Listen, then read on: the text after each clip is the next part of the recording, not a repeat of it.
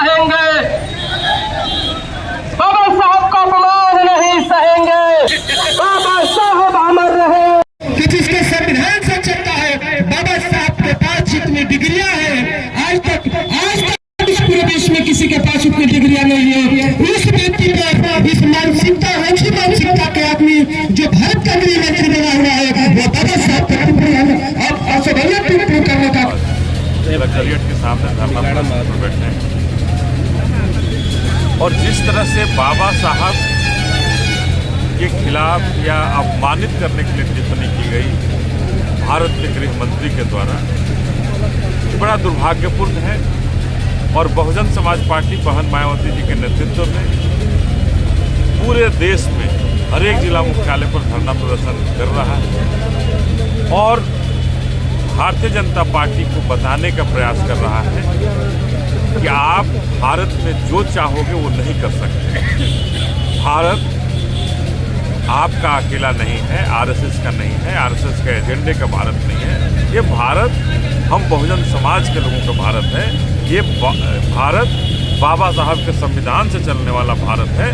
ये अमित शाह और मोदी के संविधान और अडानी के संविधान से भारत नहीं चलेगा। अभी के जो सिस्टम ये जो डेवलप करना चाह रहे हैं, बनाना चाह रहे हैं, उस सिस्टम के विरोध में और अमित शाह के इस बयान के विरोध में हम सभी धरना प्रदर्शन पर बैठे हैं। और पूरा भरोसा है कि इनको अपना बयान वापस लेना पड़ेगा, देश से माफ़ी मांगनी पड़ेगी और बहुजन समाज के जो लोगों से जिसको अपमानित करने का काम किया है कि अम्बेडकर अम्बेडकर अम्बेडकर, अरे हम तो सुबह उठ करके अम्बेडकर जी को देखते हैं, उनको प्रणाम करके अपने दिनचर्या शुरू करते हैं। हमारे भगवान अमित शाह और अमित शाह को मानने वाले लोग थोड़े हो सकते हैं। हमारे भगवान बाबा साहब हैं, थे, हैं और रहेंगे। सर, महापुरुषों के बारे में अब शब्द कहने का जो प्रचलन बढ़ा है, क्या लगता है फैशन बना लिया है क्या लोग?